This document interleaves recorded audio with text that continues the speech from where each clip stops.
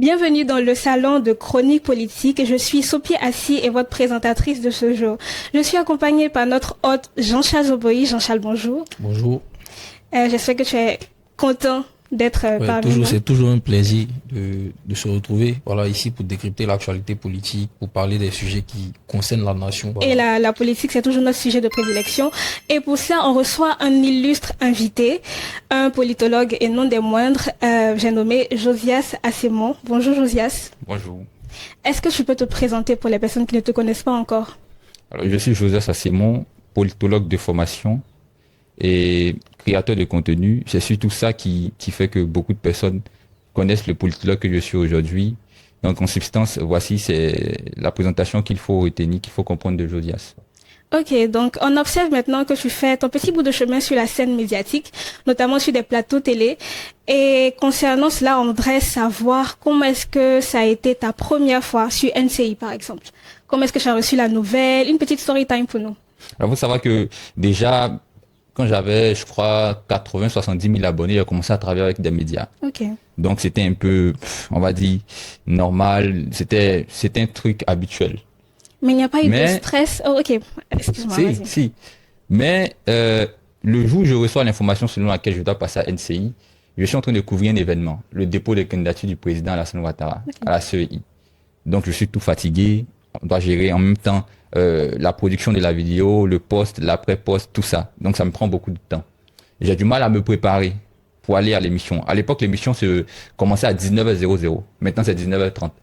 Donc, le temps d'être là-bas, on me dit, il faut revenir, il faut t'arranger à venir à 17h30, 18h00.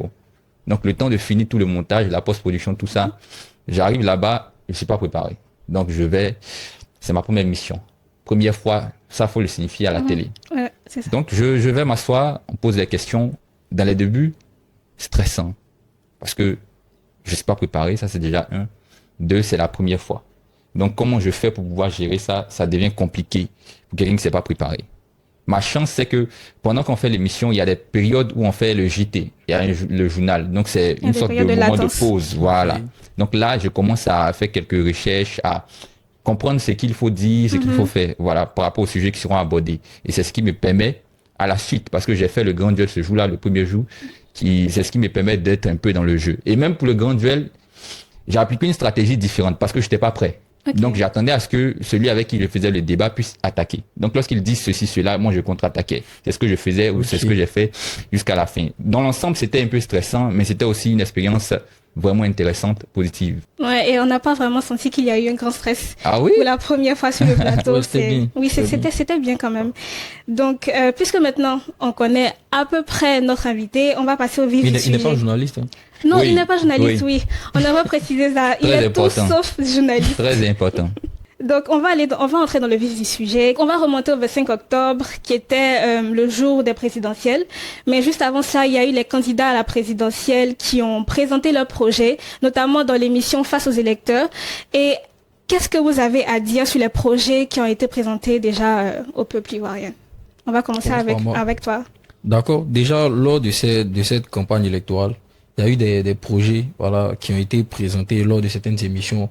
Notamment, il y a une émission sur la RTI, je pense qu'on appelle Face aux électeurs, si je ne m'abuse. Voilà, lors de cette émission-là, moi j'ai suivi plusieurs passages. Et voilà, ce qu'on peut noter, hein. Voilà, il y a des candidats qui donnaient l'impression de ne pas vraiment maîtriser leur sujet. C'est ça. Voilà, qui donnaient l'impression de ne pas... candidat, par exemple? Je fais l'économie, vous connaissez des noms. Il y a des candidats qui, voilà. Par contre, il y a certains candidats qui se sont démarqués, notamment, je pense, le ministre Awa Domelo, voilà, qui lui s'est démarqué dans la présentation de son projet. Sauf que ce qui a manqué, en fait, c'est que les différents projets là, ils n'ont pas été tellement sur le terrain pour pouvoir présenter ces projets-là. Ils avaient de bons projets, notamment leur politique, monétaire. Voilà, Awa Domelo qui soutient la souveraineté. Économique, voilà. Et c'était bien, mais c'était pas assez audible parce qu'il n'était pas tellement représentatif sur le terrain et une seule émission de télé ne suffisait pas pour pouvoir dérouler ce projet-là. Sinon, dans l'ensemble, ils ont présenté des projets, en tout cas, qui étaient bien. Voilà, qui étaient bien. Et toi, Josias? Alors moi, je pense que ce qu'ils ont fait, c'est ce qu'ils devaient faire, aller à l'émission. Mais au-delà de ce qu'ils devaient faire, est-ce qu'ils ont bien fait ce qu'ils devaient faire? C'est ça. Il y a certains qui, comme Henriette Lagou, qui doivent présenter un projet. Mais on remarque que le projet, il s'accentue à 80%, pour ne même pas dire 90% sur les femmes. On va dire, on va donner ceci à les femmes, on va accorder ceci à... Pourtant, voilà. On n'est pas venu diriger les femmes, on est venu diriger la Côte d'Ivoire. C'est ça. Lorsqu'on regarde M. Awa Dombelo, par exemple, il est dans une posture on a besoin de ça, mais c'est un peu trop technique pour la majorité des citoyens. Effectivement. On aborde des sujets qu'ils ne comprennent pas, qu'ils ne connaissent pas. Pourtant, on n'a même pas assez de temps pour passer devant eux tous. On regarde M. Jean-Luc Billon, qui lui, pour moi, était le plus impactant, le plus mieux placé dans ses dits, mais on remarque aussi que lui, pendant sa campagne, avant d'arriver même face aux électeurs, il n'a pas donné le paquet. Pour quelqu'un qui est cité parmi les plus grands, les hommes les plus riches de Côte d'Ivoire, lorsqu'on regarde ces pancartes comparées aux pancartes du président, voilà, on a senti qu'il ne voulait pas, peut-être, il voulait pas se donner à fond. C'était un peu effacé, en fait. Exactement. Donc, quand on regarde ça, moi, je pense que ils n'ont pas, peut-être il y avait un manque de volonté, ou c'était une stratégie on va essayer pour une fois, en attendant 2030. C'est ça, et comme il a dit, une seule émission ne suffit pas pour pouvoir présenter le projet. Donc il y a déjà un travail peut-être qu'il faut faire en amont, passer à la télé et puis continuer le travail, mais essayer de convaincre lorsqu'on vient. Et pour la plupart, ils n'ont pas été si convaincants que ça. Il a cité l'ex-ministre Henriette Lagou. Voilà, lorsqu'elle présentait son projet par exemple, elle était beaucoup accentuée sur les femmes. C'est vrai qu'il y a un électorat féminin à conquérir, mais voilà, même les femmes n'ont pas été convaincus. Voilà, c'était pas très parlant. Voilà. Et sur le terrain aussi, ils n'ont pas été. C'est comme si soit l'élection n'avait pas été préparée, soit ils se sont dit, bon, on n'a pas de chance de gagner, mais on y va quand même pour essayer. Soit la théorie aussi qui est défendue par certains, selon laquelle ils ont été financés dans l'ombre pour soutenir le candidat, le président peut tenir, parce que on a vu que dans beaucoup d'endroits, ils n'étaient pas présents avec leurs représentants. Effectivement. Bon, comme on veut gagner une présidentielle et puis on n'a pas de représentants dans beaucoup de bureaux de vote. Donc, même la campagne électorale, on n'a pas vraiment senti l'opposition. Et ça pousse à se poser la question de savoir comment est-ce qu'ils arrivent à avoir les parrainages, parce qu'il y a certains qui estiment que ce sont des parrainages qui leur ont été donnés. C'est ça. Et faut pouvoir infirmer ça par, comment on appelle ça, par le pourcentage qu'on va avoir aux élections, par la représentativité. Mais là, 0,1%, bon, on se demande comment est-ce qu'ils ont fait pour avoir le parrainage. Et même quand on peut pas prouver cela au niveau du résultat qu'on va obtenir, même dans la manière de faire la campagne, on peut sentir que la population est avec vous, la population vous soutient. Mais quand on voit que certains font des campagnes dans certaines localités, à l'ouest, au centre, ils restent dans certains endroits, bon, il y avait beaucoup de questions. Mais on a l'impression qu'Abidjan, c'était uniquement le fief du président Alassane Ouattara. Exactement. Et qu'ils étaient obligés de se cantonner aux autres petites localités, en fait, pour... Effectivement, mais le président Alassane Ouattara, à l'intérieur du pays, il avait des directeurs de campagne dans presque toutes les régions. D'ailleurs, quelqu'un qui est président de la République en plus, qui n'a pas grand chose à prouver. C'est ça. Qui fait une campagne quand même extraordinaire.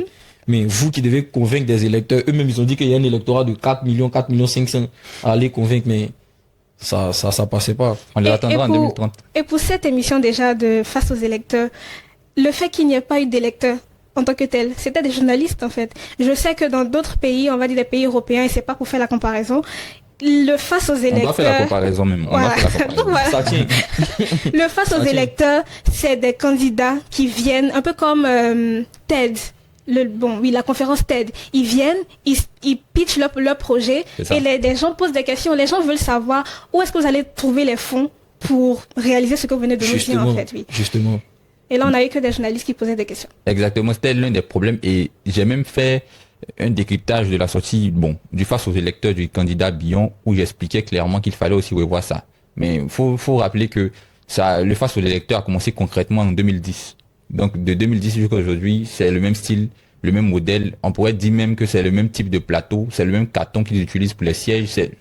Rien n'a vraiment changé. Mais si on commence à critiquer, on va dire que ici même quand on fait nos vidéos, on a quoi, on peut faire quoi de spécial comparé à la RTI. Donc, mais il faut comprendre qu'il y avait beaucoup de choses à améliorer. On espère que 2030 sera différent, positivement surtout. Mais je crois que 2010, les candidats, même entre eux, ont fait des face-à-face. Oui, effectivement. Ça, c'était beaucoup plus intéressant aussi. Et même le directeur de campagne, les gens qui étaient dans leur bureau. Faut noter que, et ça c'est très important, à chaque période de l'histoire de la Côte d'Ivoire, quand il fallait dire ou qualifier une élection de négative parce qu'on se sentait pas dedans, on n'était pas impliqué, il y avait des concepts. Il y avait des expressions qu'on utilisait. Cette année, parce que le président Laurent Gbagbo n'était pas dans le jeu, à tort ou à raison, il a dit c'est un braquage électoral.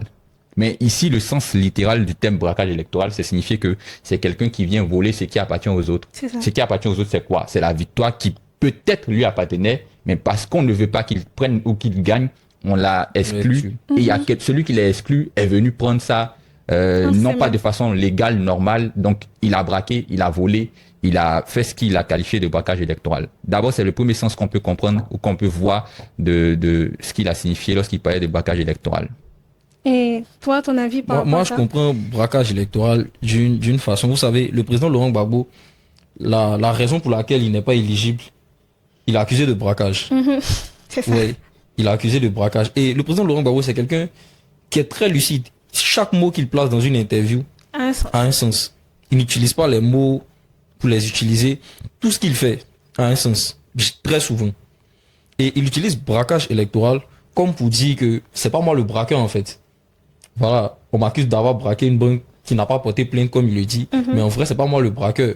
Le braqueur, c'est celui qui veut faire ce qu'il appelle 4 mandats. Voilà, celui qui veut garder le pouvoir. Voilà, et c'est comme ça que moi j'interprète le thème braquage que le président Laurent Gbagbo a utilisé lors de cette interview. Mais est-ce que ce thème-là, on va dire cette façon de dire là, ça, je sais pas, est-ce que c'est légitime pour lui de dire ça? Bon, ça correspond à la posture dans laquelle il est. Hein. Il a dit qu'il est contre le 4e mandat. Donc, il considère même le 4e mandat comme un coup d'état civil. Je pense qu'il avait déjà dit, il considère le coup d'état comme, le 4e mandat comme un coup d'état civil. Donc, c'est cohérent à sa posture. Ok, ensuite, il a dit qu'il n'invitait pas les gens à manifester, mais il soutenait la raison pour laquelle les gens manifestaient, c'est-à-dire dire non au 4e mandat du président Alassane. Donc déjà, qu'est-ce que vous en pensez? Qu'est-ce que vous pouvez dire? Comment est-ce que vous pouvez interpréter ça, en fait, je veux dire? C'est pas vraiment comme ça qu'il disait. Hein. Il disait, je soutiens pas ceux qui sont dans les rues, parce que ce n'est pas un acte à encourager publiquement. C'est ça. Mais je les soutiens s'ils sont dans la rue. Ok. Donc ça signifie littéralement, je ne vous dis pas de partir, mais si vous partez, je suis avec vous. Allez-y. Je soutiens votre cause, en fait. Simplement. C'est ça. Ça signifie à l'époque, pendant cette période, on s'attendait à ce qu'on appelait le mot d'ordre du président. Donc on s'attendait qu'il dise, sortez dans les rues, faites ceci, faites cela. Donc pour ne pas le faire ouvertement, et je l'ai dit lorsque je faisais la vidéo de décryptage, on a constaté que pendant cette période, il y avait à la fois le face aux électeurs. C'est la période où les candidats venaient dire, je propose ceci, je propose cela. Dans cette interview, il a dit, voici ce que j'ai fait. Voici ce qui n'est pas bon. J'ai donc, en regardant cela, qui est identique à ce que les autres font pendant leur face aux électeurs, que ça ressemblait aussi à un face aux électeurs. Mais en même temps, il y avait dans la période là l'attente du mot d'ordre. Mais comment est-ce qu'il donne le mot d'ordre? Il va prendre un téléphone, se filmer, sortir dans les rues, c'est impossible. Il ne va pas faire un journal, c'est impossible. Donc pour voiler le canal par lequel il pourrait passer pour donner le mot d'ordre, une interview avec une personne qui est proche de lui, qui n'est pas nécessairement écoutée ou totalement écouté par les Ivoiriens, mais qui est écouté et en Côte d'Ivoire et à l'international. Donc ça duplique, si on peut dire ainsi, la puissance de la voix. Donc il passe ici pour donner un mot d'ordre, pour dire, je vous dis pas d'aller, d'ailleurs c'est encore voilé, comme tu l'as signifié tout à l'heure, il dit des choses, faut s'asseoir, faut réfléchir pour mieux comprendre. Donc il ne dit pas, allez-y, je suis avec vous, mais il dit, si vous allez, je suis avec vous. Donc c'est en ce sens-là qu'on peut comprendre ce qu'il a fait et l'objectif qu'il recherchait derrière. Ok, et est-ce que sa retraite en griffe qu'il a annoncé, moi je reviens sur le fameux mot d'ordre là. C'est quelque chose que tout le monde attendait. Mais pour moi, je pense que le président Laurent Gbagbo a donné un mot d'ordre sans donner de mot d'ordre. Il dit, ne partez pas, mais si vous partez, je suis avec vous. Derrière ça, moi, je vois plus une stratégie.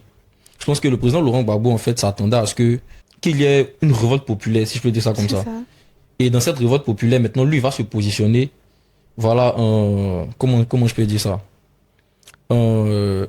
figure politique, voilà, qui va accueillir ceux qui sont déçus, ceux qui sont en train de grogner contre le 4e mandat. Donc, moi, je pense que le Front commun et tout ça, ils avaient des discours qui tenaient pour montrer, en fait, les failles du régime en place, pour que la population puisse être en train de grogner, puisse être en train de se fâcher, de se révolter. Et puis maintenant, eux, ils vont être maintenant l'instrument de lutte. Parce que le PPACI, en tant que parti politique, ou bien le Front commun, en tant que coalition, n'a pas vraiment de... Voilà, comment je peux dire ça? De poids? Non, pas qu'ils n'ont pas vraiment de poids, mais le combat, en fait, qu'ils sont en train de mener, c'est un combat pour que la Constitution soit respectée. Or, la Constitution appartient au peuple. Donc, il ne peut pas ramener le combat à eux. Sinon, ça ne marche pas. Donc, il faut vraiment que le peuple tourne dos au régime en place. Et c'est ce qu'ils ont essayé de faire depuis le début. C'est pourquoi le président Laurent Gbagbo dit, je ne donne pas de mot d'ordre, mais je soutiens ceux qui sont dans les rues. Voilà, parce que lui, il ne veut pas, comme il a dit, il ne va pas prendre de caméra, sortir.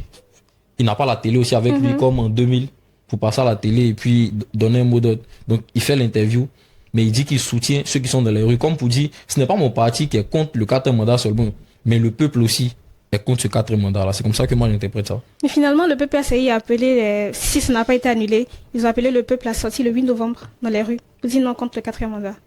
Oui, mais il y a la sortie du préfet d'Abidjan, aujourd'hui même, je pense, qui a dit qu'il ne faut pas s'azzadir à le faire. Oui, bien sûr. Parce que les marches ont été interdites depuis pendant un bon moment. Oui, les marches sur la voie publique. Voilà. Est-ce que tu ne penses pas que le président Laurent Gbagbo peut-être ne voulait pas engager sa responsabilité? Parce que là sur cette question de mot d'ordre, c'est pour ça que son vice-président Damana Pikas, je pense, a été arrêté. Il a été arrêté par rapport à une vidéo. Est-ce que c'est pas sa responsabilité qui n'a pas voulu engager? Vous savez, l'une des choses qui aujourd'hui doit faire le président Laurent Gbagbo, c'est son image. Parce que, regardez, il était en Côte d'Ivoire et on le traitait de putschiste, d'autoritaire, de dictateur. C'est comme ça qu'on le traitait à l'époque. Lorsqu'il était au pouvoir, l'opposition le traitait comme ça. Et beaucoup de pays, surtout la France, qui était proche d'un opposant, faut le dire, Alassane Ouattara, a aussi fait passer ce message-là auprès de beaucoup de pays occidentaux. Effectivement. Donc, lorsqu'on l'arrête en 2011, dans l'esprit de beaucoup de pays, vous n'aimez pas dire des Nations Unies, c'est un dictateur, c'est un autoritaire, voilà. Donc, il est pris. Lorsqu'il revient, on se dit que dans le pays, tout va bien. Mais lorsqu'il revient, on va regarder aussi la situation. Et si on se rend compte que parce qu'il est là, les choses commencent à changer. C'est-à-dire, il y a des révoltes ici et là, parce qu'il parle, parce qu'il dit ceci, on va encore... C'est comme si l'image qu'on a de lui est consolidée et renforcée, et peut-être même il aura d'autres problèmes. Donc, pour ne pas aller dans ce sens-là, lui ne pouvait pas ouvertement venir dire ceci, cela. Donc, il fallait faire très attention. C'est en ce sens que, comme tu l'as signifié tout à l'heure, cette responsabilité a été accordée à une autre personne. Donc, lui, il ne l'a pas dit ouvertement. Voilà. Ok, est-ce que vous pensez que sa retraite politique, c'est une stratégie? Bon, clairement, c'est une stratégie, mais bon. Qu'est-ce que vous en pensez? Vous en voyez? Bon, moi, je pense que le président Laurent Gbagbo, il a beaucoup donné.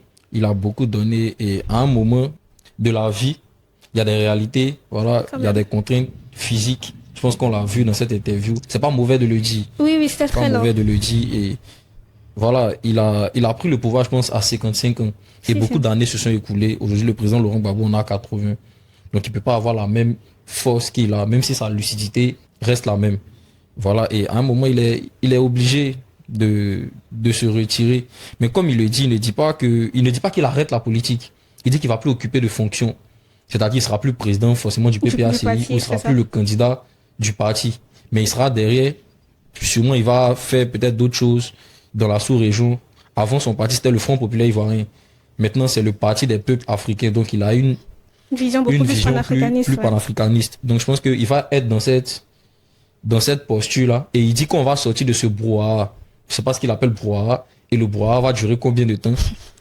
Mais il annonce sa retraite, mais en même temps, il ne dit pas qu'il part à la retraite. C'est ça. Voilà, il dit après les législatives, on va organiser le congrès. Sûrement, il sera plus le président du parti, je suppose. Mais il dit après ce brouhaha. Voilà, c'est l'expression un peu, moi, qui m'a un peu intrigué. Qu'est-ce qu'il appelle nécessairement brouhaha? De façon générale, dans la politique, on n'annonce pas sa retraite. On ne dit pas... j'aurai 30 ans demain, donc c'est la fin. Comme oui, il a dit même qu'on ne prend pas de retraite en politique. Ouais, d'ailleurs, voilà. Donc, on n'annonce pas de façon générale. Et puis, parce qu'on ne peut pas aussi prendre de retraite politique. La politique, c'est la vie, voilà. Mais lorsqu'il le dit, la première des choses, si on réfléchit pas pour dire c'est une stratégie, la première des choses, c'est que son objectif, c'est de faire en sorte que son adversaire de tous les jours puisse un jour aussi dire la même chose, se retirer. Donc ça, c'est la première chose qu'on peut comprendre là maintenant. Mais derrière, il y a aussi une autre chose. Quand il dit je vais prendre ma retraite, il faudrait que je parte, c'est fait ce que beaucoup de personnes veulent voir. Parce que comme je l'ai dit tout à l'heure, on disait que c'est un autoritaire, c'est un dictateur. Mais là, il est en train de montrer qu'il n'a pas besoin du pouvoir. C'est pas ce qui l'intéresse. C'est pas ce dont il a besoin. Ce que lui veut, c'est la justice. Ce que lui veut, c'est le respect des lois de la Constitution. Donc, être président, c'est pas lui, ça l'intéresse pas du Il tout. veut expliquer en fait qu'on peut faire la politique sans être président. À une fonction, voilà. C'est justement pourquoi il a dit un peu plus tôt dans l'interview, si vous vous rappelez, que il voulait pas être candidat. Mais les membres de son parti ont dit, faudrait que vous soyez candidat, voilà. Pour dire que lui, ça l'intéressait pas, ça l'a jamais intéressé. Mais. J'en doute un peu, mais bon, allons-y. Justement. Mais comme c'est les circonstances qui ont fait qu'il était arrivé à ce niveau-là, fallait qu'il se présente. Maintenant, lorsqu'il le fait là maintenant, c'est un exemple et c'est ce à quoi beaucoup s'attendent. Faudrait que ses parents, ses grands-parents qu'on a, qui étaient des politiciens d'autrefois, qui ils ont tous apporté quelque chose au pays, faudrait qu'ils se retirent pour que de jeunes générations, peut-être, pourquoi pas la génération qui est légèrement en dessous, les gens Lubion, etc., puissent prendre la relève, voir aussi d'autres générations venir, quoi. Donc, c'est une bonne chose et c'est un exemple en termes de personnalité qui quitte la scène politique. La dernière fois qu'on a eu une personnalité de son niveau, qui n'est pas nécessairement de son niveau, mais qui le côtoyait un peu, c'était M. Mamadou Koulibaly, qui a pris sa retraite politique. Bon, qui a quitté les fonctions politiques, mais qui est encore dans l'affaire. Et puis, il risque d'être on va dire, le premier leader politique à choisir son successeur de son vivant, je pense. Exactement. Surtout en Côte d'Ivoire. Oui. Et ça aussi, c'est... C'est vrai que Oufoué n'a pas eu l'occasion, Béziers aussi n'en a pas eu l'occasion en fait. Bon, ils ont désigné leur successeur de voilà, mais ils l'ont pas fait oui. Ils l'ont pas fait publiquement. Si. Là, le président Laurent Gbagbo peut-être sera là et puis lors du congrès, on va désigner un nouveau président du PPACI. Peut-être qu'il pourra arrêter les éventuels conflits autour de ça. Et ça va servir de jurisprudence aussi pour les autres partis. Voilà. Et le président Laurent Gbagbo, il dit toujours que lui, il agit en précurseur. Voilà. Donc là, faut vraiment que son image soit réhabilitée, comme Josias l'a dit. Et au Burkina, au Mali, voilà, il n'était pas vraiment apprécié dans ces pays-là. Mais depuis qu'il est revenu, je pense que ça a un peu changé. Et là, maintenant, en Côte d'Ivoire, et même aux yeux de la communauté internationale, voir qu'il se retire de la politique, pas qu'il met quelqu'un d'autre, mais il a un successeur, il est en vie, il fait d'autres choses et tout. Ça pousse aussi le président Alassane Ouattara à la retraite. Voilà, parce que le président Laurent Gbagbo se retire. Est-ce qu'on peut avoir encore la pensée de faire une révision peut-être de la Constitution? C'est possible, c'est probable, c'est très possible même. Là, c'est très possible. Hein. Là, quand même, c'est compliqué. Ils ont commencé même à tâter le terrain, on commence à faire passer l'idée, c'est ce que j'appelle la fenêtre de Watton pour voir la réaction des gens. Donc on dit, peut-être on aura révision, peut-être. C'est possible. Non, mais moi, je pense qu'on va donner une nouvelle ère comme ça. Ils seront obligés de partir. On est en politique en Côte d'Ivoire. Hein. La nouvelle ère. On renouvelle juste ce qui est ancien, c'est tout. Maintenant, moi, j'ai une question. Est-ce que vous avez une idée de qui pourrait être son successeur au PPACI, par exemple? C'est une question. Hein. Personnellement, je vois pas de personnes directes. Il y a des personnalités, mais moi, je vois pas qui peut choisir directement. C'est possible qu'ils choisissent Fabrice Lago, peut-être. Mais vous pensez qu'il n'y a pas de personnes qui sortent carrément du lot. Ok. Des personnes qui en sont capables. Il n'y a pas de débat sur cette personne. Au PPACI, en fait, qu'est-ce qu'ils font? Il y a beaucoup de cadres, mais ils mettent en avant le président Laurent Gbagbo. Exactement. Vous savez, depuis que le président Laurent Gbagbo est parti en prison, ils n'ont pas eu de président à la tête du parti. Ils ont maintenu le président Laurent Gbagbo et ils ont expliqué comme ça que c'était une stratégie pour pouvoir permettre au président Laurent Gbagbo de rester dans les esprits, de ne pas tomber aux oubliettes. Donc il était toujours le président du parti. Il avait nommé un secrétaire général, je pense, M. Assou Adou, mais il était toujours là en fait. On dit que c'est Laurent Gbagbo qui est le candidat du parti. En 2020, il n'était même pas sur le territoire, mais on l'a désigné comme le candidat. Voilà, c'était une manière de le faire rester dans les esprits. Et là, il n'y a pas de personnalité qui sort du lot, même s'il y a des personnalités compétentes qui sont dans le parti. Mais il n'y a personne qui sort du lot. Ça peut être Hubert Oulaï, ça peut être Damana Pikas, ça peut être Kodé Katinan, mais il y a beaucoup de cadres. Sauf qu'il n'y a pas de figure, voilà, qui sort directement du lot. Comme c'était le cas en 2020, par exemple, avec le Premier ministre Amadou Gon, voilà. Là, c'est un peu plus différent. Mais la personne qui sera proposée sera acceptée par la majorité. Donc ça, c'est pas vraiment de débat. Le père a dit, donc tout le monde suit. Et quand on parle des élections, il y a une institution qui revient, qui a beaucoup plus critiqué, c'est la CEI. Kubière Koulibaly, le président de la CEI, a dit qu'il fallait repenser l'institution, même la dissoudre, pour pouvoir garantir une certaine neutralité, une certaine paix, transparence. Donc, qu'est-ce que déjà vous en pensez? Qu'est-ce que vous pensez de cette assertion, si je peux le dire comme ça? C'est bon, s'il te plaît. Ça, c'est l'une des démonstrations, en plus de toutes les autres qu'il a fait sortir, qui montre que le monsieur veut travailler vraiment, ou qu'il est en train de travailler. Vous savez, on peut le critiquer parce qu'il y a beaucoup de fautes, il y a quelques erreurs, il y a des trucs qu'on comprend pas, on n'est pas d'accord avec. Mais quel est le président d'une institution qui serait à même de dire ça? Il faudrait qu'on mette un thème à l'existence de mon institution. Ça peut même choquer ceux qui l'écoutent pour dire que, mais, aïe, comment ça se fait? Ouais. Donc, la première idée quand on reçoit une telle information, c'est que la personne a envie de travailler. On peut dire que c'est fait exprès pour voir la réaction des gens, montrer une certaine image. Mais le président de la CEI, c'est un homme que je connais particulièrement, on va dire particulièrement. Et l'une de ses capacités principales, c'est ça. Travailler, vouloir travailler. Il a son penchant, hein. Il soutient un parti politique. Peut-être qu'il ne le montre pas ouvertement, mais on sait. Voilà, peut-être que vous savez aussi. Moi, je ne sais pas. Hein. Moi, je sais pas. C'est que je ne sais pas aussi. Allons-y. Moi, je ne sais pas. Mais il fait l'effort généralement de faire son travail comme il doit le faire. Par moment, il peut être influencé par qui que ce soit, peut-être des partis politiques d'opposition en place, au pouvoir, mais il va faire toujours tout son possible pour que sa qualité de président de la CEI fasse le travail au-delà de sa personne qui est M. Cuibet ou le citoyen. Il a dit à plusieurs reprises, il y a par moment des situations où le pouvoir en place devait gagner en utilisant des moyens qui n'étaient pas catholiques dans certaines localités municipales, législatives. Mais quand les personnes de l'opposition qui étaient concernées par cette affaire l'appelaient, mais le contactaient, il faisait tout ce qui était en son pouvoir pour permettre à ce que cela puisse gagner. Et il a réussi à le faire par moment, généralement. Et il y a une chose aussi qui est importante. Le président de la CEI, j'ai fait une interview avec lui. Avant l'interview, je lui ai posé la question clairement. Si aujourd'hui, on vous demande de mettre M.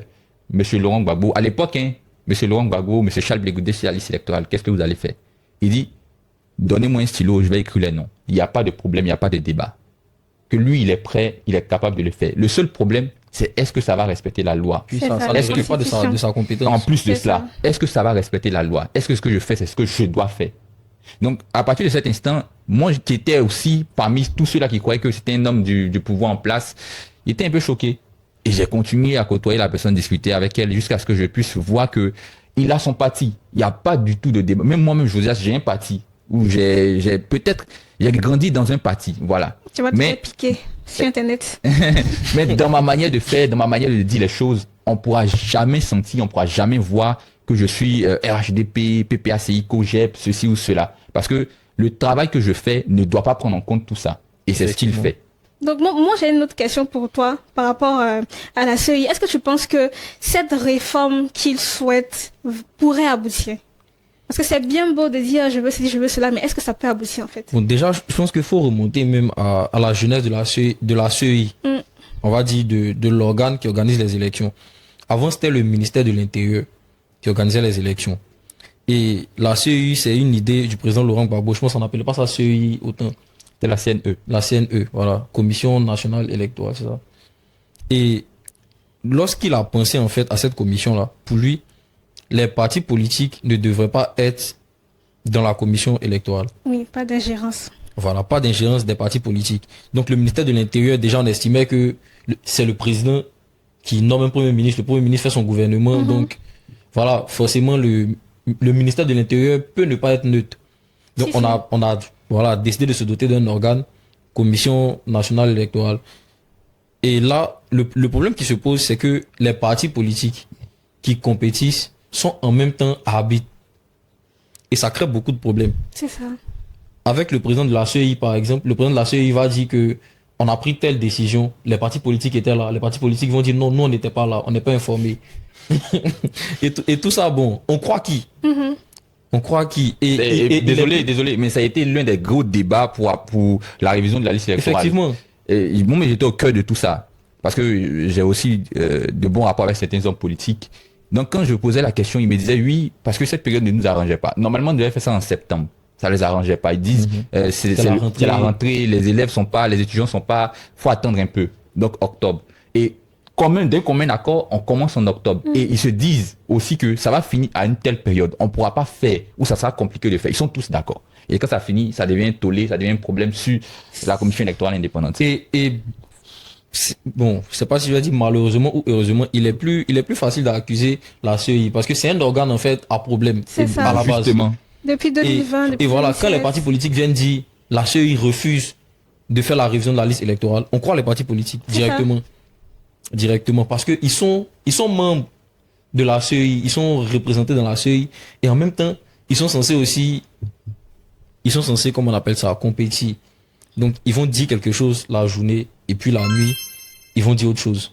Donc, déjà, faut sortir les partis politiques de la CEI. Maintenant, reste à savoir, est-ce qu'on peut trouver des personnes véritablement neutres encore en Côte d'Ivoire ou même des personnes qui ne seront pas à 100% neutres, mais qui vont travailler dans la neutralité, en fait, pour qu'on ait des résultats, des élections crédibles, enfin, en Côte d'Ivoire. On prend des personnes comme vous, par exemple. C'est la question. On sent cette neutralité quand même. Avec des personnes comme ça.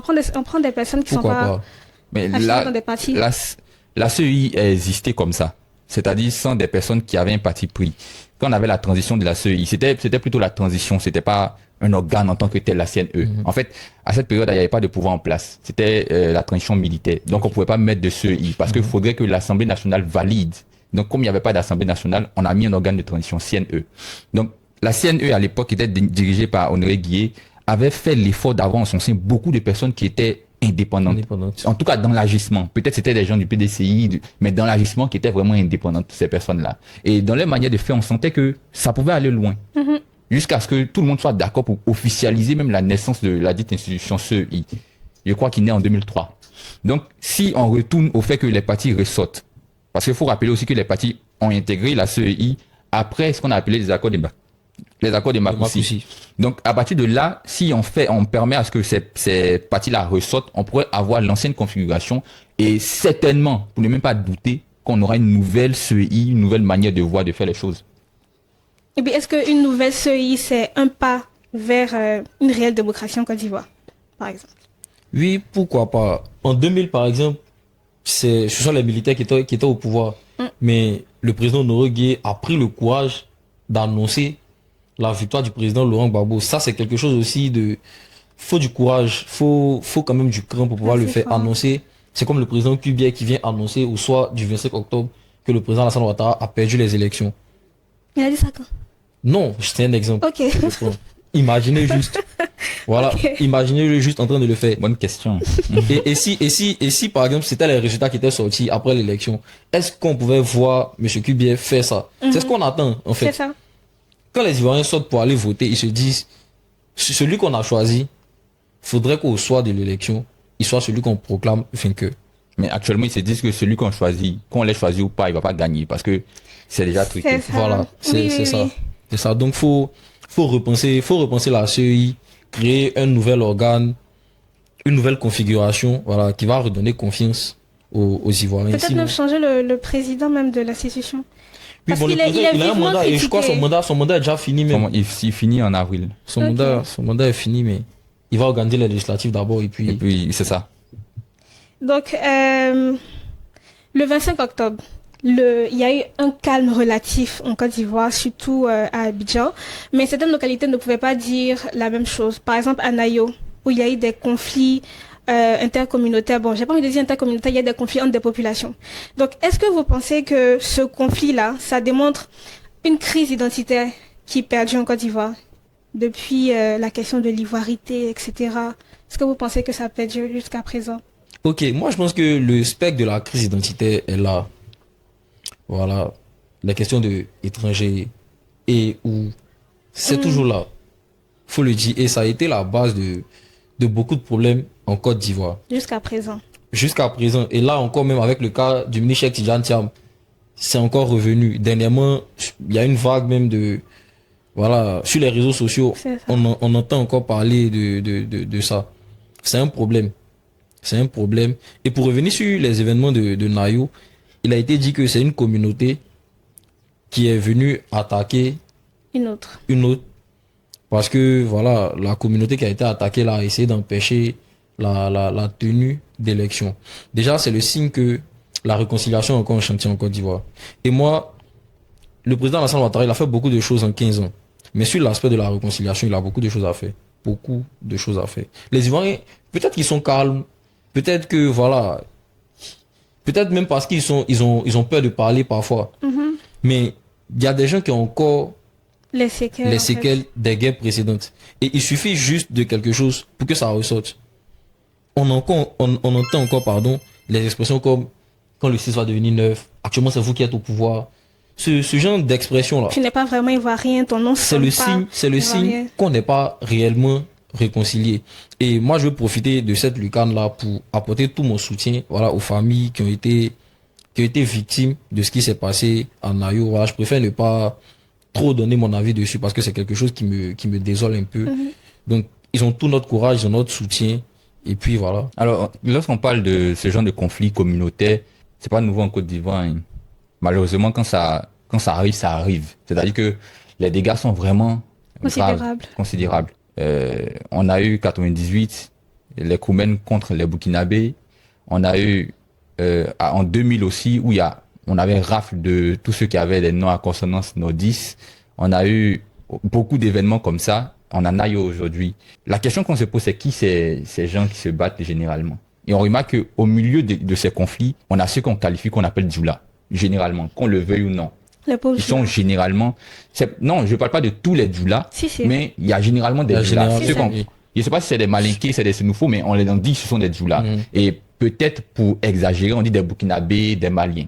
Mais c'est un groupe qui a été, pendant un moment donné dans l'histoire de la Côte d'Ivoire, gravement diabolisé. Et ça a été l'un des éléments, l'une des raisons pour lesquelles la Côte d'Ivoire et le Burkina sont séparés diplomatiquement en 2001, où il y a eu le fait qu'on poursuivait les ressortissants nordistes des Burkinabés à Abidjan ou sur l'ensemble du territoire national. Donc aujourd'hui, ces conflits qu'il y avait autrefois, qu'on n'a pas pu résoudre, ont des conséquences dans notre quotidien. C'est vrai, on peut avoir des routes, on peut avoir ceci, cela, tout ce qui va améliorer notre quotidien. Mais on n'a pas encore le dialogue qu'il faut avoir avec nos frères. On n'est pas encore capable de changer sans demander c'est quoi ton nom de famille, d'où est-ce que tu viens, c'est quoi ton parti politique. Malheureusement, il y a beaucoup de choses à faire, mais l'une des premières choses qu'on néglige, mais qu'on devrait prendre au sérieux, c'est ça.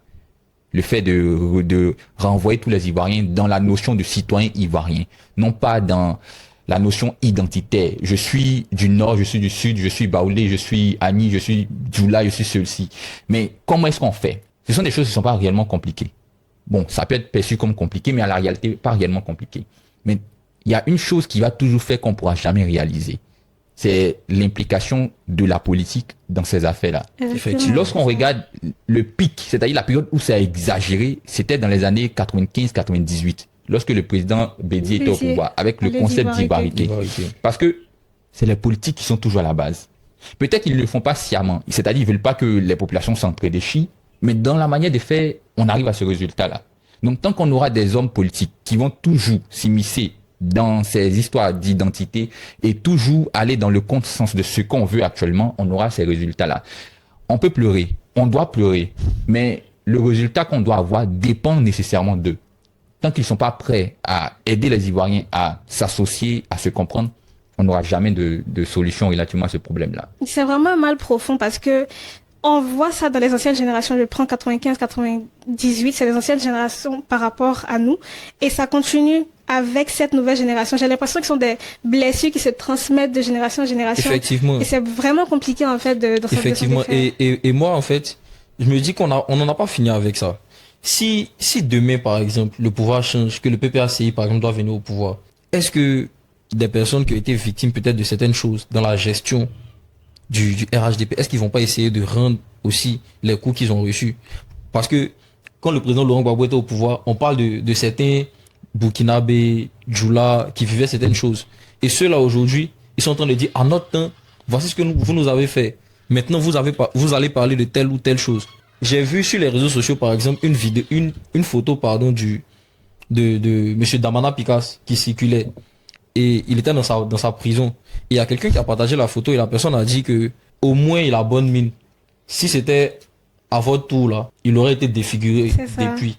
Vous voyez, donc c'est un peu comme si le rattrapage ethnique, tout ça est encore là. Tout ça est encore là. Donc c'est vrai que les hommes vont partir. Le président Laurent Gbagbo, dans quelques années, il sera pas là. Mais est-ce que comment on appelle ça, comme j'ai appelé le spectre de cette crise là, tant que ce spectre est là, les hommes vont passer, mais ça sera toujours la même c'est chose. ancré dans l'histoire de la Côte d'Ivoire. Parce que ceux qui peuvent nous aider, ce sont les hommes politiques. On a vu par exemple la CAN. On était plus ou moins unis. C'est vrai que c'était pas la fin, mais on sentait pas vraiment cette histoire d'identité de je suis burkinabé, je suis ceci. Apparemment, quand les pays étrangers jouaient, il y a d'autres qui disaient, je sais pas qui a supporté en fait.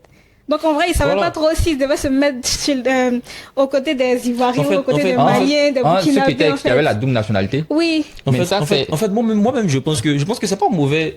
En vrai, c'est pas mauvais de dire à quelqu'un qu'il est étranger. C'est pas une injure, hein. Non, mais tu n'as pas restriction d'un c'est le sens qui a été donné. Oui. Voilà. C'est ça, le Sauf sens que qui a été donné. les politiques ont manipulé cet aspect-là. Justement. Sinon, je suis ivoirien que je vais en France. Même si je prends la nationalité française. C'est ça. Je suis ivoiro-français. Tu as l'impression que dire à quelqu'un tu es burkinabé chez moi, c'est une insulte. Oui, en Côte d'Ivoire, c'est le cas. Oui, c'est ça. Tu as l'impression que c'est le cas. Justement, et ce sont les politiques qui ont utilisé ça en fait. C'est eux seuls qui peuvent nous aider. Voilà. Ce sont les politiques qui ont utilisé ça. Ils nous ont dit que il y aura la CAN, que les Burkinabés sont des Burkinabés, les Ivoiriens sont des Ivoiriens, les Maliens sont des Maliens, mais soyons ensemble. On était tous ensemble. Mais pourquoi, quand il s'agit de... Bref. C'est compliqué. On n'est pas sorti de l'auberge. Et puis on est encore dans les trucs de tel est baoulé, donc c'est lui on doit voter. En fait, j'ai l'impression que le problème n'est même pas à notre niveau premièrement. C'est pas que c'est un héritage éducationnel. C'est-à-dire que quand aujourd'hui Ali naît, on lui dit que les baoulés sont mauvais, les djoulas sont bons. Lorsque aujourd'hui Kouakou naît, on lui dit les djoulas sont mauvais. Donc ça continue, ça va parce que on n'apporte pas vraiment de solution aussi à ça. Donc ça va continuer. Je pense que c'est vraiment la tête même qui doit être... la tête, quand je dis la tête, je veux dire les hommes politiques, ils doivent entre eux-mêmes avoir une réelle réconciliation. Effectivement. C'est peut-être nous qui pensons qu'ils sont en guerre. Hein. Ils sont pas en guerre, mais ils se servent, ils sont pas en guerre. Si par exemple, regardez à Nayo ce qui se passe, je voulais pas en parler. On dit c'est une communauté, c'est ça, contre une autre. Il y a des partis politiques, quand ils vont saluer peut-être les populations de Nayo, ils vont tenir un discours. Ça va dans le sens en fait d'une communauté. C'est ça. Ils vont dire on est avec vous, on est tous ensemble et tout, que regardez ce qu'ils vous ont fait. Dans le discours en fait, on a l'impression que ils veulent en fait dire ce qu'ils ont vécu d'après eux quand on était au pouvoir. Ils veulent vous faire vivre ça aussi. Mais ne vous inquiétez pas, ça va changer. C'est ce qu'ils disent. Voilà, on va arriver au pouvoir, ça va changer. La pauvre population. Donc c'est ça, tout pas des acteurs politiques. Le jour qu'ils seront contents de libérer la population, ils vont libérer la population. Sinon, ceux-là qui n'ont pas encore compris, parce qu'il y en a aussi, c'est des radicaux, hein. Ils sont pas d'accord pour entendre autre chose, si ce n'est ce qu'ils ont appris depuis ou entendu depuis le bas âge. Donc, ça ne pourra pas changer tant qu'eux ne décident pas que ça change. Et parlant des acteurs politiques, si on doit revenir avec l'opposition, dans quelle mesure est-ce que les 4 autres candidats à la présidentielle pouvaient battre Alassane Ouattara? D'aucune mesure. Hein. Pourquoi? Non mais pour être plus sérieux, dans la configuration actuelle là. Quelle configuration? Celle qu'on a vue là, la campagne qu'ils ont fait. Moi j'avais l'impression qu'ils n'étaient pas préparés. Effectivement, surtout une. Mais moi j'avais l'impression qu'ils n'étaient pas préparés. Moi je pense qu'avec peut-être une meilleure préparation, cela aurait été possible. Vous voyez. Maintenant, on dit qu'il y a 8 700 000 personnes inscrites sur la liste électorale. Donc le RHDP a eu près de 3 700 3 500. Et maintenant, il y avait d'autres électeurs à aller convaincre. Moi, je pense qu'ils pouvaient faire 2 choses. Ils se sont focalisés sur le mot d'ordre de Laurent Gbagbo à appeler à voter un candidat. Mais Laurent Gbagbo ne détient pas les cartes d'électeurs des Ivoiriens. Donc, il peut dire aux gens de ne pas sortir pour aller voter. Mais si les Ivoiriens voient en vous des personnes qui peuvent soutenir, s'ils voient un sérieux, s'ils voient que vous avez la possibilité de protéger leur vote, ils vont sortir pour voter. Donc, on n'a même pas besoin d'attendre. En 2000, par exemple, le président Bédié est exclu, ou du moins n'est pas candidat. Le président Alassane Ouattara n'est pas candidat. Gbagbo va aux élections avec le général Gueye. Il y a un boycott, le taux de participation est très faible. Mais il y a des gens qui sortent quand même pour aller voter le président Laurent Gbagbo. Parce que sûrement, il a proposé quelque chose. Donc, il me dit qu'on peut appeler à ne pas voter, on peut appeler à boycotter. Mais s'il y a des candidats dans lesquels les Ivoiriens se reconnaissent, ils vont aller les voter. Le problème, c'est pas le mot d'ordre du président Laurent Gbagbo. C'est soit il n'y avait pas d'engouement tous ces candidats-là, ou il n'avait pas vraiment préparé l'élection. Ce que tu décris là, c'est ce qui est normal. C'est ce qu'on doit faire. C'est pas ce qu'ils veulent faire. C'est-à-dire que la politique en Côte d'Ivoire, je sais pas si je l'ai dit, c'est un truc de famille, mais il y a tellement, l'hiérarchie est tellement forte que quand celui qui est en haut parle, tous ceux qui sont en bas sont dans l'obligation de faire. C'est-à-dire de ne pas détourner ou de ne pas faire le contraire. C'est un peu ce qu'on a vu aussi avec M. Dombello quand il a dit qu'il va proposer sa candidature de précaution. Parce que le président Laurent Gbagbo n'a pas parlé de ça. Comment toi tu te permets de parler de ça? Ça crée problème. Donc lorsque le président Laurent Gbagbo ne dit pas faisons ceci, ne faisons cela, ne faisons pas. Personne ne peut agir. Personne ne peut faire le contraire. Ce n'est pas seulement les cadres du parti, même les partisans. Parce que, comme je l'ai dit, il y a des radicaux presque partout. Il y a des gens qui dorment, qui vivent, qui pensent, qui boivent, qui mangent que Gbagbo. C'est-à-dire, s'il n'a pas dit va te laver, il se lave pas. S'il n'a pas dit va manger, il mange Non, pas. tu abuses là. Non, mais c'est pour un peu décrire l'état d'esprit de certains. C'est comme ça. Vous savez, moi, j'ai été dans beaucoup de rassemblements du PPACI. Hein.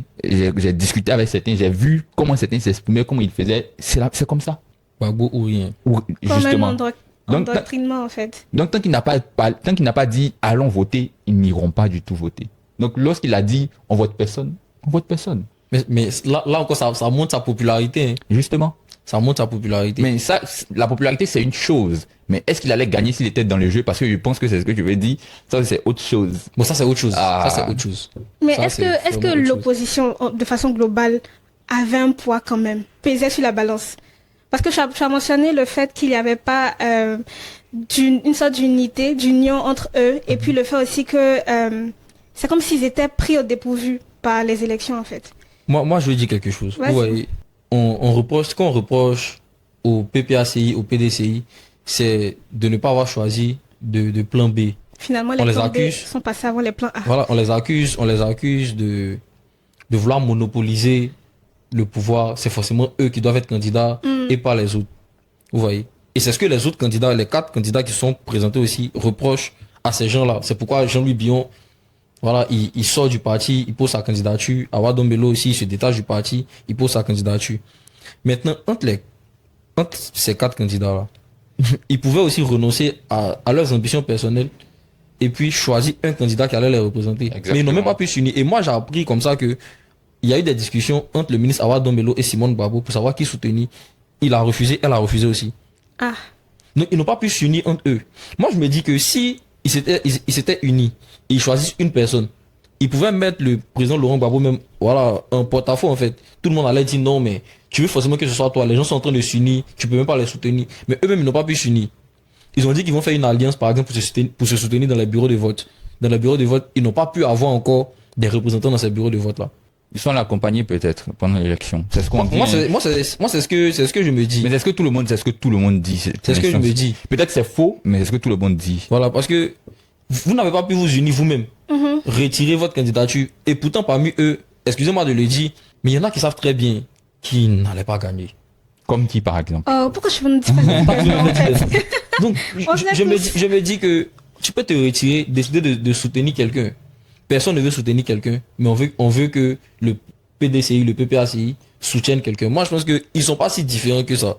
Ouais. Si on veut leur reprocher, en tout cas, de vouloir penser qu'à leur personne, je pense que tous ceux-là, ils ne sont pas si différents que ça, dans le fond. Déjà, il n'y a pas d'union, et puis on a l'impression que les partis ne sont même pas solides. Vous n'êtes pas unis, et puis vous voulez qu'on vous soutienne. Bon, on appelle à voter qui? Les partis sont même pas solides. Si je prends par exemple le PDCI, j'ai pas l'impression, vous me direz si je me trompe, et sûrement que je me trompe, il n'y a pas vraiment d'unité à la tête du PDCI en fait. Déjà, le président n'est même pas là.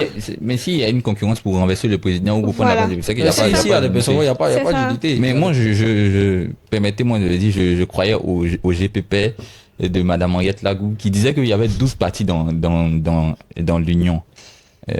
Moi, je pensais qu'on allait avoir un score, un bon résultat, mais bon, ça, je suis resté sur ma faim à ce niveau-là. Je m'attendais à un score, à la vérité. De Lagou. Oui, elle a fait un 15. GPP. Oui, il y avait 12 partis. Elle a dit qu'en 2015, elle est venue se faire connaître. Mais là, maintenant, en 2025, elle est nationale. Donc là, maintenant, on la connaît. Elle va gagner l'élection. Voilà. Elle a même dit qu'elle va gagner l'élection. Il y a eu sur les réseaux sociaux. Si, c'est vrai. Voilà. C'est vrai. Donc, moi, je m'attendais à un truc, peut-être elle allait être 3e, mais en dernière position, 1,15. Ça, on verra en 2031. C'est pas pour cette année, en tout cas. On verra en 2031. En conclusion, moi, je pense qu'ils ne pouvaient pas gagner l'élection. Et puis, eux-mêmes, ils l'ont dit. Awa Dombello était vice-président du PPACI jusqu'à quelques semaines de l'élection. Le PPACI dit que dans ces conditions-là, on ne peut pas organiser d'élections crédibles. Donc, allons dans le sens de on ne peut pas organiser d'élections crédibles. Donc, si c'est pas crédible, c'est que vous ne pouvez pas gagner. Donc, si on veut suivre leur logique de l'élection ne sera pas crédible, Simone Gbagbo aussi l'a dit, c'est pourquoi elle a créé Cap Côte d'Ivoire. Mais il y avait un problème aussi. La crédibilité de l'élection dépendait de quoi? Il disait que ça pouvait pas être crédible parce que les gens allaient frauder. Du moins, le parti au pouvoir. Moi, j'aime dire les choses, voilà. Le parti au pouvoir allait frauder. C'est ce qu'il disait. Mais c'est par quel canal ils allaient passer pour frauder? c'est après les votes. Bon, normalement, peut-être ils avaient une autre stratégie, un autre moyen, mais c'est après les votes. Peut-être ils vont venir remplacer les bulletins, ajouter d'autres. Mais si on ne peut pas mettre en place un système pour pouvoir vérifier nous-mêmes, regarder nous-mêmes, compter avec les autres, ça passe pas. Ça passe pas. Mais cette fraude, peut-être on pouvait l'empêcher. C'est-à-dire en allant superviser les choses, regarder de nous-mêmes. Mais ils se sont même pas du tout donné les moyens parce que eux seuls savent, quoi. Je pense qu'au Cameroun, il y a eu des localités où les gens sont allés compter Justement. avec les gens. Mais finalement, ils ont si vous voyez au Cameroun... Là-bas, moi, la communauté internationale a un peu senti que peut-être il y avait fraude. Voilà. Et si vous voyez même le pourcentage, d'habitude, Bia, c'est 80, 89. C'est les gros scores d'Afrique. Mais là, il gagne avec 53. Et Issa Chiroma, il a 33 ou 34. Donc ça montre quand même qu'il a pu mobiliser des gens, même s'il y a eu fraude. Mais il y a eu quand même, il y a quand même quelque chose qui s'est passé. C'est ça. Mais là, il n'y a rien, en fait, qui se passe. Même si ils avaient les moyens de sécuriser les votes, faut que les gens votent quand même pour qu'ils sécurisent. D'ailleurs, certains disent qu'on avait déjà les résultats la veille. Voilà. La veille, on a vu des résultats. On a vu des résultats. C'est ça. Ouais, c'était vraiment. Et dans le premier épisode, j'ai dit comme ça que moi, je suis persuadé qu'il y a des militants, même RHDP, qui sont pas sortis voter en se disant que déjà pas, on va gagner. Oui. Quand on parle d'abstention, c'est pas seulement l'opposition. Hein. Moi, je pense qu'il y a des gens même du parti au pouvoir qui n'ont pas voté. Ils se disent, ma voix va porter quoi. On va gagner de toute façon. Parce que le jour du lancement de la campagne RHDP, j'étais avec eux au Sovitel. Il a demandé à certains, est-ce que vous avez peur, vous craignez les concurrents? Eux tous, ils ont commencé à rire. C'est-à-dire, avant de donner la réponse, ils rient. Il a dû couper les séquences. Avant de donner la réponse, eux tous, ils rient. En vrai, moi, je pense que le RHDP, dans sa position actuelle, je pense, s'il y a quelqu'un qui peut leur faire peur, c'est pas un parti. Moi, je pense que c'est la personne même du président Laurent Gbagbo. Et vice versa. Hein. Le président Laurent Gbagbo, il dit que c'est quand il a vu que le président Alassane Ouattara allait être candidat, qu'il s'est dit qu'il faut qu'il soit candidat aussi. Ça veut dire qu'il avait déjà même une intention de participer au scrutin. Même avec ces conditions-là. Mais lui, en fait, il peut mobiliser des gens qui vont être dans les bureaux de vote pour surveiller les... C'est justement ce qu'il a fait en 90, en 2000. Voilà. Il s'est donné les moyens de surveiller, d'avoir les PV, de savoir qu'il pouvait gagner. En 90, face à Oufo Boigny, il a 18%. Hein. Il n'est pas ridicule, en fait. Pendant que tout le monde est en train de soutenir Oufo Boigny, lui se met dans son coin, il est l'opposant, mais il a quand même 18 ou 15%. Oh, 18-15%, ça fait quand même beaucoup. Bon, ouais, c'est la balance. Quand on additionne même ce que 18%. Les 4 ont eu en 2025, là, ça n'arrive pas. Ça atteint pas les 18%. Ouais. Donc, il avait déjà ce truc-là. Donc, il avait déjà cette volonté de participer au scrutin. Donc, en fait, c'est une manière de dire que c'est lui mon adversaire. Si vous l'envoyez, moi aussi je viens. Si lui se retire aussi, on peut penser aussi à un plan B. Même si les conditions sont pas réunies. Billon était deuxième, j'ai l'impression. 3,9. Il était deuxième, donc il a peut-être ses chances pour 2030. Non, mais 2030, ça c'est faut pas voir deuxième, Comme... Faut voir le pourcentage. En 2020, Kakab était deuxième. Voilà, Kakab était deuxième. Faut pas voir il était deuxième en 2020, Kakab. Mais oui, il y avait que deux candidats. Ah. Donc faut pas voir le rein, faut voir le pourcentage. C'est vrai. Faut voir le pourcentage. Et puis au-delà du pourcentage, la conséquence de leur acte. Est-ce qu'ils ont un avenir politique encore? Billon, il y a l'impression que on va leur reprocher d'avoir participé à ce scrutin. Voilà, donc ça c'est une analyse qu'on aura à l'avenir.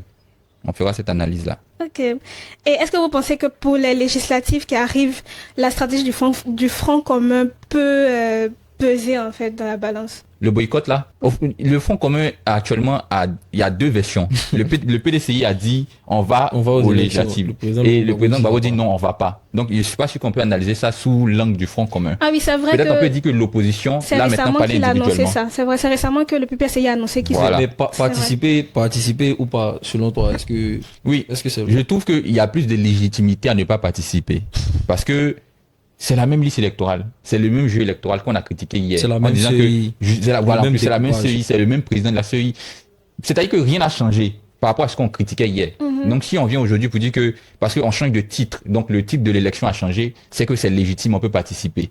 Peut-être qu'ils ont un intérêt économique ou un intérêt, je sais pas, mais c'est un 2 poids 2 mesures pour ceux-là qui vont participer à cette élection. Et c'est là qu'on critiquait déjà le président Laurent Gbagbo en disant qu'il n'est pas à même ou ne doit pas dire qu'il va participer à ces législatives. Parce que il a dit que les présidentielles, il n'y a pas ceci, il n'y a pas cela, il a boycotté. Donc, normalement, il doit boycotter les législatives. Donc, je trouve que dans sa posture, il est dans la continuité. Et lorsque les PDCI cherchent à participer, on va faire une autre analyse, quoi.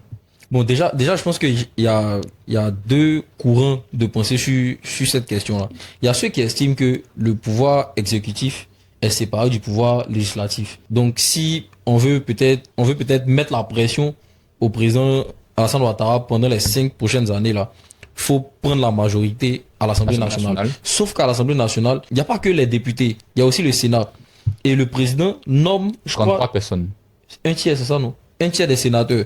Donc, techniquement, le RHDP sera toujours majoritaire au Parlement. Voilà, au Parlement. Mais même si on ne regarde pas le Sénat, même à l'Assemblée nationale, le RHDP, même à l'Assemblée nationale, quel que soit ce qu'ils vont faire, parce voilà. qu'ils sont déjà enracinés, permettez-moi d'être enracinés presque partout. C'est ça. Donc, peut-être le PDCI va aller peut-être préserver des places. C'est ça. Essayer de conquérir peut-être d'autres sièges. Mais le PPACI, en fait, est dans une posture un peu plus cohérente. Parce qu'on ne va pas marcher en novembre contre une CEI, contre un pouvoir, et puis participer quelques semaines après à une élection qu'ils organisent. C'est pas cohérent. Peut-être que la stratégie peut-être est mauvaise de ne pas participer. Il y aura forcément des conséquences. C'est dangereux de ne pas participer à une législative, mais la cohérence est là. Il y aura forcément des conséquences, mais c'est beaucoup plus cohérent. Et il y a des Ivoiriens qui se rangent derrière ce truc-là pour dire c'est pas la peine en fait d'y aller. C'est ça. Maintenant, après, qu'est-ce qui va se passer? Le PPACI sera plus à l'Assemblée nationale. Qu'est-ce qui va se passer après? C'est ça les grosses conséquences. C'est ça. Comment est-ce qu'ils vont exister? Comment est-ce qu'ils vont se faire entendre? Qu'est-ce qu'ils vont faire par la suite? Ils vont attendre les municipales de 2029. Voilà, et ça ouvre sur ma dernière question, c'est comment est-ce que vous voyez le paysage politique en Côte d'Ivoire dans 5 ans? On va commencer avec Josias. Dans 5 ans, le paysage politique va être en plein changement.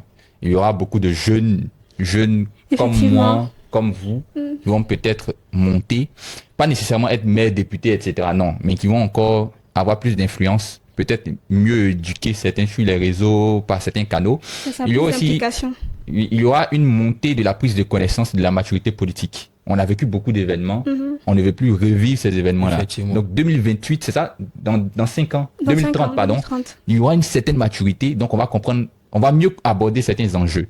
Moi, je pense que 2030, ce sera la vraie période de transition. On va passer de tous ces gros conflits qu'on a connus. D'ailleurs, on peut remarquer, les plus gros conflits étaient au niveau de l'élection présidentielle.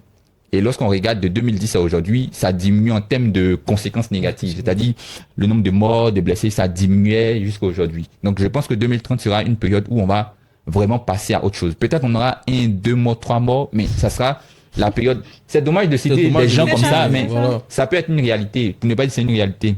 On va passer à autre chose en 2030 et la Côte d'Ivoire qu'on espère tous, c'est-à-dire là où lorsqu'on parle d'élection, ce n'est pas la peur nécessairement, c'est pas la mise en place de provisions, ce sera la période où on va commencer à être joyeux, on va fêter les élections. Je pense que 2030, ce sera le bon moment, quoi. Et on va terminer avec toi. 2025-2030, moi, je vois ça comme une période, on va dire, de transition, voilà, de transmission générationnelle. Voilà, c'est le propos que je cherchais. Le président Laurent Gbagbo qui annonce sa retraite après le congrès, le président Alassane Ouattara, qui est techniquement ou bien constitutionnellement, si je peux dire ça comme ça, parce qu'il parle de 2e mandat de la 3e République. Donc selon l'article 55, il est dans son dernier mandat. On peut modifier la constitution. Encore et encore. Bien évidemment, mais jusqu'à preuve du contraire, il est dans son dernier mandat. Donc ils seront plus sur la scène. Il y aura de nouveaux visages qui vont commencer à émerger. Là, j'ai vu le ministre Birahima qui est candidat à Bobo, qui a aussi fait une interview, je pense que c'est sa première interview en 10 ou 15 ans. Donc il y a de nouveaux visages qui vont émerger. Et moi, ce que je veux dire, en fait, à la jeunesse, c'est quoi? C'est que, comment est-ce que je peux expliquer ça? C'est pas parce que quelqu'un est jeune qui va nous apporter quelque chose. Parce que ce que je suis en train de voir, c'est que les jeunes se disent, on veut des jeunes, on veut des jeunes, on veut des jeunes. Mais des jeunes peuvent venir avec la mentalité de l'ancienne génération. De l'ancienne génération. Et pas vraiment la mentalité positive, mais pas de compétences. Effectivement. Donc, c'est pas parce qu'on est jeune, souvent c'est audacieux d'être jeune, d'un certain âge, et puis se présenter. Mais faut être compétent aussi. Faut se former. Faut apprendre aussi. Voilà, on va pas pousser pas les vieux, mais les plus anciens à la sortie. Et puis maintenant, quand on va venir, on va reprendre ce qu'ils ont fait. Donc, par moment, fait tomber le pays carrément. Voilà. Donc, merci encore Zobri de nous avoir reçus sur ce plateau. Et merci encore à toi, Josias, d'avoir accepté notre invitation. Il n'y a vraiment pas de quoi. Ça a toujours été un plaisir. Et nous vous disons à bientôt pour un prochain épisode dans le salon de Chronique Politique.